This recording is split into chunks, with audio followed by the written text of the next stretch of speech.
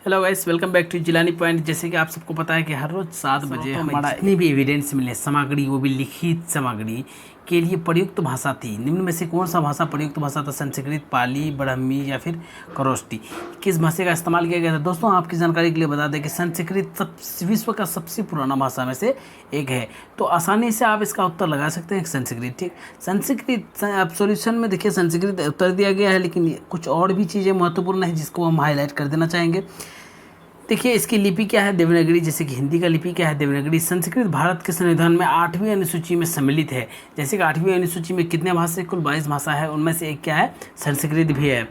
तथा यह उत्तराखंड राज्य की राज्य भाषा है। उत्तराखंड किस राज्य का राज्य की भाषा है? संस्कृत उत्तराखंड का। ये भी सेकंड क्वेश्चन की ओर चलें। मानव द्वारा प्रयुक्त पहली धातु, मानव के द्वारा इस्तेमाल किया गया पहला धातु क्या है? एल्युमिनियम, कॉपर या फिर आयरन या फिर सिल्वर? निम्न में से कौन सा मानव द्वारा इस्तेमाल किया गया पहला धातु है? तो जाहिर सी बात है कॉपर है दोस्तों, आपको भी ये बात पता होना चाहिए।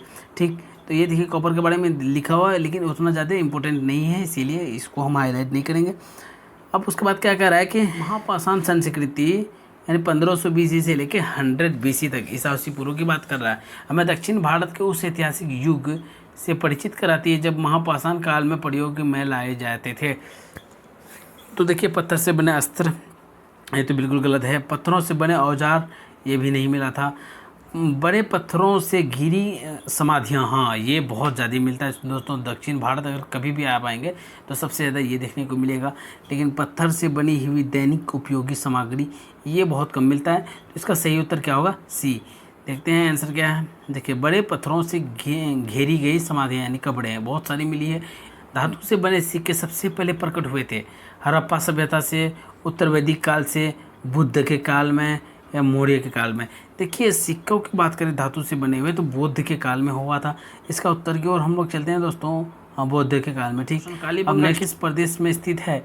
निम्न में से किस जगह पे कालीबंगा स्थित है? पंजाब, हरियाणा, गुजरात या फिर राजस्थान? आप लोगों के लिए आंसर छोड़ देते हैं। ठीक, देखिए इसका सही आंसर क्या है? राजस्थान में। चलिए अब नेक्स्ट क्वेश्चन की ओर चलते हैं। सभ्यता के बारे में कौन सी उत्तरी सही है? निम्न में से कौन सा जो भी वाक्य है हड़प्पा सभ्यता के लिए सही है? इन्हें अश्वमेधा की जानकारी थी, गाय इनके लिए पवित्र था, उन्हें पशुपति का सम्मान करना आरंभ किया इन्होंने, या फिर उनकी संस्कृति सामान्यतः स्थिर नहीं थी। देखिए दोस्तों, मुझे तो ये सही लग रहा है। फिलहाल हम लोग आंसर की ओर चलते हैं। उन्हें पशुपति का सम्मान करना आरंभ किया, ये बिल्कुल सही आंसर है। हड़प्पा के लोग, नेक्स्ट, लोगों की सामाजिक, मतलब उन लोगों का समाज किस तरह का था? हड़प्पा के जो लोग थे उसका समाज किस तरह का? उचित सामंतवादी या फिर दास, श्रमिक आधारित, वर्ण आधारित या जाति आधारित? दोस्तों, इसका सही उत्तर होगा उचित समतावादी। उचित समतावादी यहाँ का जो सोसाइटी। सिंधु घाटी की खुदाई में मिले अवशेषों में, एक सेकंड, ठीक तो हाँ, कह रहा सिंधु घाटी की खुदाई में मिले अवशेषों में तत्कालीन व्यापारिक और आर्थिक विकास के घोतक निम्न में से कौन से हैं? मिट्टी से बर्तन, मुद्राएं, नाव या फिर दुकान, मकान? निम्न में से क्या चीज़ बहुत ज़्यादा इस्तेमाल किया? देखिए, मुद्राएं, जो मुद्रा मिली है ना सिंधु घाटी सभ्यता से, वो काफ़ी महत्वपूर्ण थी। भारत में पहला पुराना शहर, निम्न में से कौन सा शहर सबसे पहले खोजा गया था? इसका उत्तर आप लोग अच्छे से जाने होंगे। जरा सा भी अगर किसी ने हिस्ट्री पढ़ा तो उसका उत्तर बहुत अच्छे से जानता होगा, हड़प्पा। इसीलिए हड़प्पा स्थलों की खुदाई में निम्न में से क्या नहीं मिला? नालियों एवं कुएं, दुर्ग या फिर क्या कह रहा, धान्यागार या शिखर सहित मंदिर? शिखर सहित मंदिर, ये सब कुछ ऐसे भी नहीं मिला था। देखते हैं, हाँ शिखर सहित मंदिर, मतलब कोई मंदिर का अवशेष तो मिला नहीं है। इसके बारे में हड़प्पा सभ्यता की खोज किस वर्ष हुई थी? ये तो बिल्कुल ईजीएस्ट क्वेश्चन है दोस्तों। देखिए, 1921 तो यहाँ है नहीं, 20 भी नहीं है, 1922 है। तो इसका सही उत्तर क्या होगा? 1922। सिंधु घाटी के प्राचीन संस्कृत और आज के हिंदू धर्म के बीच क्या कह रहा है? सिंधु घाटी की प्राचीन संस्कृति एवं आज के हिंदू धर्म के बीच जैव यानी अगणिक संबंध का प्रमाण किसी पूजा से मिलता है? किसकी पूजा से मिलता है? तो देखते हैं इसका ऑप्शंस क्या है। कह रहा है कि पशुपति, इंद्रदेव, देवमाता, पत्थर पड़े पशुओं, विष्णुपति, लक्ष्मी, शिव। जाहिर से पशुपति के बारे में तो हम लोग जानते हैं, अभी थोड़ा देर पहले पढ़े हैं हम लोग।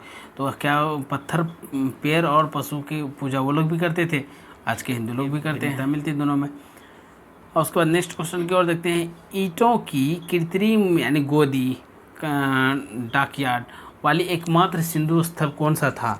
निम्न में से कौन सा स्थल एकमात्र ऐसा था जिसमें डॉकयार्ड यानी आंगन भी सब कुछ था? लोथल, हड़प्पा या कालीबंगा या मोहनजोदड़ो। इस 6 क्लास के हिस्ट्री में और आसानी से दिया गया है लोथल के बारे में। सिंधु सभ्यता के इसका उसका सही उत्तर क्या होगा? लोथल। सिंधु सभ्यता के टेराकोटा क्या कह रहा है? सिंधु सभ्यता के टेराकोटा मूर्तियों में निम्न में से कौन सा पालतू जानवर विद्यमान नहीं था? भैंस, गाय, पेड़ या सुअर। निम्न में से कौन सा नहीं था टेराकोटा में? जाहिर सी बात है गाय नहीं था। लोथल नामक स्थल पर निम्न में से कह रहा है लोथल नामक स्थल पर निम्नोत्तर सभ्यता में से किसकी जहाजी मालघाट था? देखते हैं सिंधु घाटी, मेसोपोटामिया, मिस्र या फिर फारसी। जाहिर सी बात है हम लोग किसकी चर्चा कर रहे हैं? सिंधु घाटी की। तो इसका सही उत्तर क्या होगा? सिंधु घाटी। उसके बाद कह रहा है सिंधु घाटी सभ्यता की मुख्य विशेषता। सिंधु घाटी सभ्यता की मुख्य विशेषता क्या थी? प्राकृतिक से बलों की पूजा, व्यवस्थित एवं शहरी जीवन, पशुचार, खेती, जाति समाज। निम्न में से क्या सिंधु घाटी सभ्यता की मुख्य विशेषता थी?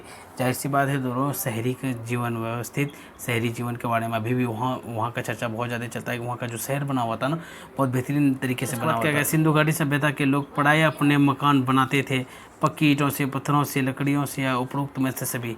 तो जाहिर सी बात है पक्की ईंटों से भी बनाते थे। अभी तो वहाँ के शहर की बात होती है।